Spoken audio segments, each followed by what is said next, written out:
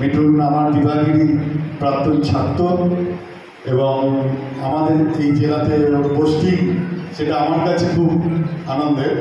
আমরা আশা করব যে জেলার শুধু খোখো নয়, সমস্ত গেমসে মিঠুনের সেই কন্ট্রিবিউশন থাকবে। আমরা মিঠুনের কাছ থেকে দু চার কথা শুনে নেব। ধন্যবাদ আমার স্যারকে।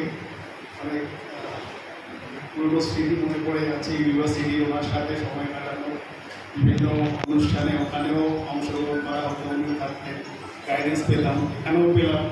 তো খুবই ভালো লাগছে, কেন মনে হচ্ছে একটু সাপোর্টিং কেউ আছে।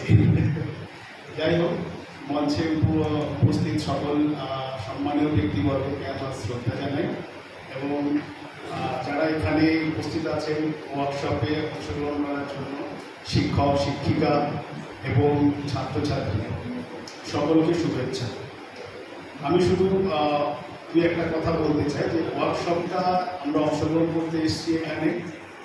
তো আমি চাইব এখান থেকে, এই ওয়ার্কশপ থেকে যতটুকু পারি আমরা আপডেটেড হব।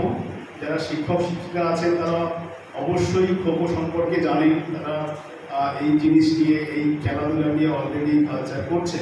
তো নতুন যেই রুলস রেগুলেশন, টেকনিক্যাল যে বিষয়গুলো আপডেট হচ্ছে সেগুলো তো অবশ্যই আপনারা জানবেন এবং তার সাথে সাথে ছাত্রছাত্রী যারা আছেন তারাও নতুন করে আবার শিখবেন এবং একদম আপডেটেড যে ইনফরমেশনগুলো রয়েছে সেইগুলো আগামী দিনের যে ছাত্রছাত্রী আপনাদের কাছে আসবে, ছোট ছোট বাচ্চারা, তাদের কাছে এই ইনফরমেশনগুলো আপনারা কনভে করবেন। অতএব আপনারা যদি খুব ভালোভাবে বিষয়টাকে আত্মস্থ করেন, শেখেন, তাহলে সেই শেখার বিষয়গুলো আপনারা পরবর্তী প্রজন্মের কাছে পৌঁছে দিতে পারবেন। আশা রাখি আপনারা সফলভাবে এই ওয়ার্কশপটি সম্পন্ন করবেন এবং আমাদের সোসাইটিকে, আগামী প্রজন্মকে এক নতুন দিশায় নিয়ে আসবেন। ধন্যবাদ। ধন্যবাদ মিঠুনকে। আমরা খুব সংক্ষেপেই শুনে নেব মাননীয় কিশোর মুখার্জির কথা।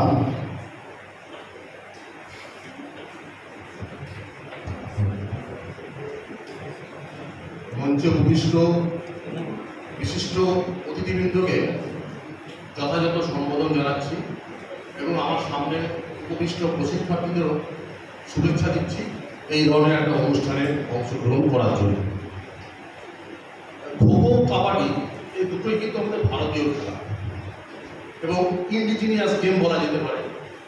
আর সবচেয়ে উল্লেখযোগ্য বিষয় হল এই দুটো খেলাতে খুব বেশি উপকরণের দরকার হয় না, খুব বড় মাঠের দরকার হয় না, কিন্তু শারীরিক সক্ষমতার যে সমস্ত উপাদানগুলো রয়েছে প্রত্যেকটি উপাদান কিন্তু এই দুটো খেলার সাথে ওতপ্রোতভাবে জড়িত। আর একটা বিষয় হচ্ছে বর্তমান দিনে এই খোখোর খেলার পরিধি এবং পরিসর অনেক বেড়ে গেছে।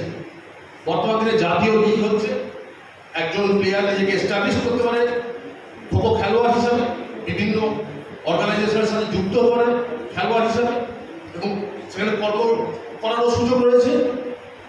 কিন্তু এই খেলা ততদিন না বাড়বে যতদিন তার অফিসিয়েটিং পার্টটা ডেভেলপ করে।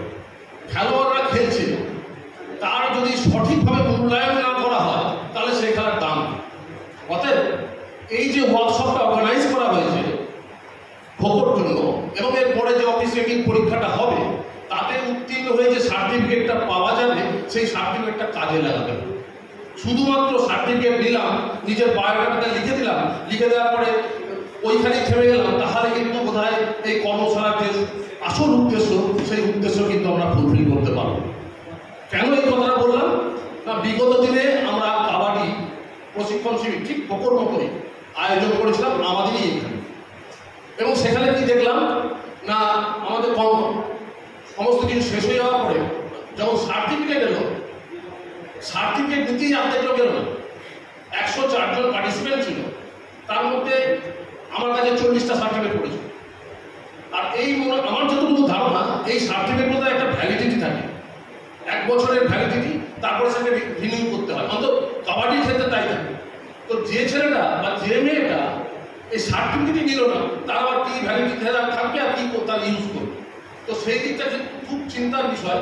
এখান থেকে যারা যারা এই খবর অফিসিয়ালি পার্টটা শিখবে, শিখে অফিসিয়াল হিসেবে নিজেকে এস্টাবলিশ করার জন্য এখানে এসেছো, সেই উদ্দেশ্যটাকে কিন্তু ফুলফিল করতে হবে। নিজের নিজের এরিয়াতে গিয়ে কিন্তু অফিসিয়ালিটা কিন্তু একটা এক্সপিরিয়েন্সের ব্যাপার।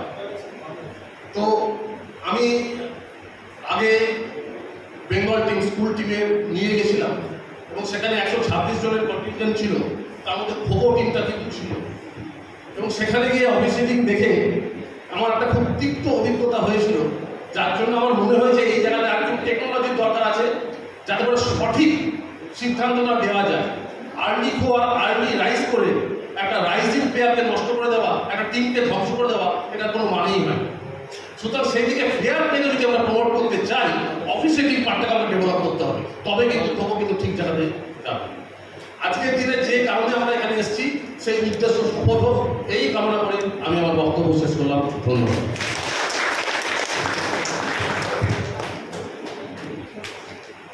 ধন্যবাদ মাননীয় কিশোর মুখার্জি মহাশয়কে। আমরা এবারে ডেকে নেব আমাদের জেলার বর্ষিয়ান সংগঠক, জেলা খোখো সংস্থার সঙ্গে ওতপ্রোতভাবে তিনি সবসময় থাকেন, মাননীয় শ্রী জগন্ময় চক্রবর্তী মহাশয়কে জেলার পক্ষ থেকে উনি, এবং মাননীয় শ্রী জগন্ময় চক্রবর্তী মহাশয় আমাদের পশ্চিমবঙ্গ খোখো সংস্থার সহসভাপতি। সুস্থ শরীর সজীব মন, খোখোর সঙ্গে কিছুক্ষণ। তো আমি উল্টো করে বলি, আমার যেখানে তোমরা বসে আছো, নকুল বসে আছে, হামিদ বসে আছে, ওখানে আমার বসতে স্বাচ্ছন্দ্য। তো আজকের এই যে ওয়ার্কশপ, খোখোর জন্য ওয়ার্কশপ অত্যন্ত সফলভাবে শুরু হয়েছে। একটা সোনালী অতীত ছিল এখানে, আমরা সেই সোনালী অতীতের উষ্ণতা আমরা গায়ে মেখেছি। আমার পেছনেই বসে আছে আমার বন্ধু, আমরা একসঙ্গে খোখো শুরু করেছিলাম কান্দিতে, হরিপ্রসাদ পাল। তো সেই উত্তাপ আমরা পেয়েছি। তন্ময়েরা যখন খেলছে, তন্ময়ের পরিচয়টা যারা বাইরে এসছো অনেকেই হয়তো জানো না। ও এক সময়